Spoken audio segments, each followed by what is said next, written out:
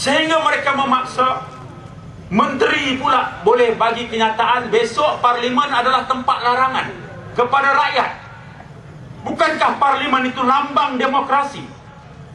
Demokrasi maknanya suara rakyat yang diberikan keutamaan.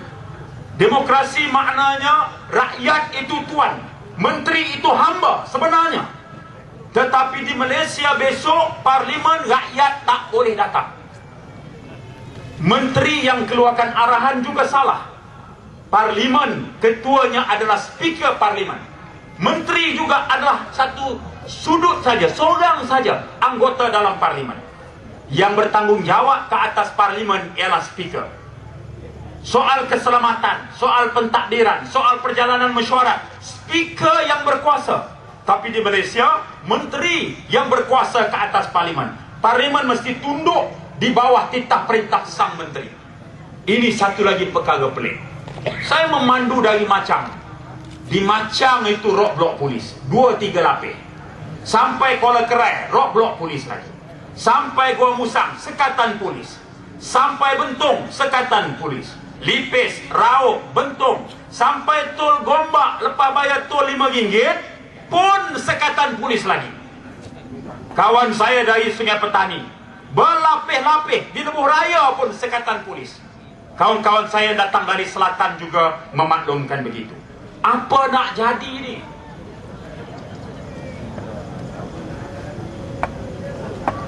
Apa sudah jadi dengan negara kita? Bukankah mengemukakan usul undi tak percaya itu dibenarkan dalam peraturan parlimen? Kita gunakan saluran secara bertanggungjawab. Kita gunakan saluran parlimen. Kita gunakan peraturan 18. Kita akan ikut apa besok speaker cakap. Kita akan dengar alasannya. Kalau munasabah, kita terima. Kalau tak munasabah, kita akan bertindak. Tindakan kita mengikut peraturan parlimen. Kenapa mesti polis berjaga seluruh pelusuk negara ni? Apa hal? Bukankah ketua polis negara itu ada aduan ke atasnya? Siasat dulu ketua polis negara. Jangan sekat rakyat untuk sampai ke parlimen. Apa yang mereka takut? Apa yang mereka bimbang? Apa yang mereka nak sembunyikan? Kalau peraturan parlimen membenarkan usul itu dikemukakan, maknanya kita mengikut saluran undang-undang. Kalau Pakatan Rakyat boleh ikut saluran undang-undang, kenapa mesti mereka bimbang? Ini sebenarnya pokok persoalan.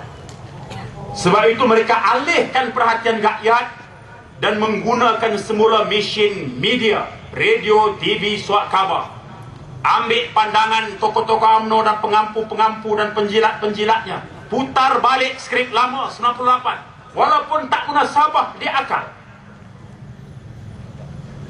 Saudara Saiful yang buat aduan ini pelajar yang telah ditendang daripada universiti, nak kekal di universiti, CGPA matanya tu mesti 2.0 sekurang-kurangnya.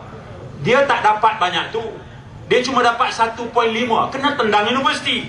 Anehnya, boleh jumpa timbalan Perdana Menteri minta biasiswa. Wah, hebat.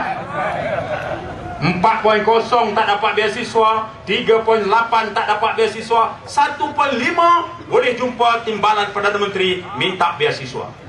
Kalau begitulah sistemnya, tak payah jumpa MARA, tak payah jumpa JPA, tak payah jumpa Petronas, tak payah jumpa TNB, Telekom dan semua pembiaya yang lain. Malam ini kita umumkan, sukacita kita umumkan kepada semua khalayak yang mendengar. Kalau ada saudara MARA, adik-beradik, jiran, sahabat andai dan kenalan yang anak-anak mereka tak ada beasiswa, boleh pergi ke pejabat timbalan Perdana Menteri untuk minta beasiswa dengan dia.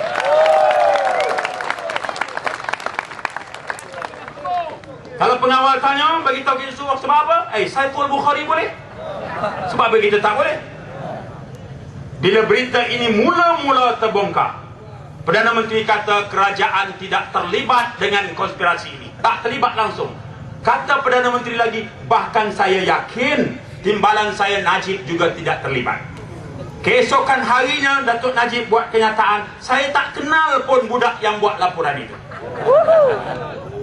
Ketua Pembangkang Muhammad Dr. Azizah kemukakan gambar Saiful di pejabat di Malam Perdana Menteri. Datuk Najib kata, sekarang saya ingat, kalau inilah budaknya, dia datang minta beasiswa. Kita asak lagi, kita asak lagi, kita asak lagi. Tak sampai 2 hari lepas itu, Datuk Najib kata, ya, budak itu datang jumpa saya dalam keadaan trauma.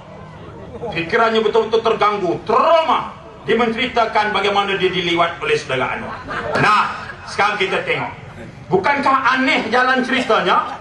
Mula-mula tak kenal, lepas tu kenal sebab dia datang minta beasiswa. Lepas tu dia datang jumpa saya mencerita dia diliwat. Sejak bila pula kerja Timbalan Perdana Menteri orang boleh jumpa kerana diliwat? Sejak bila?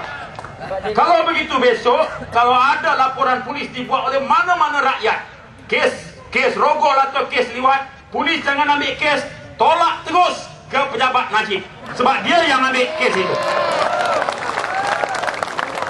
Tak masuk akal sama sekali.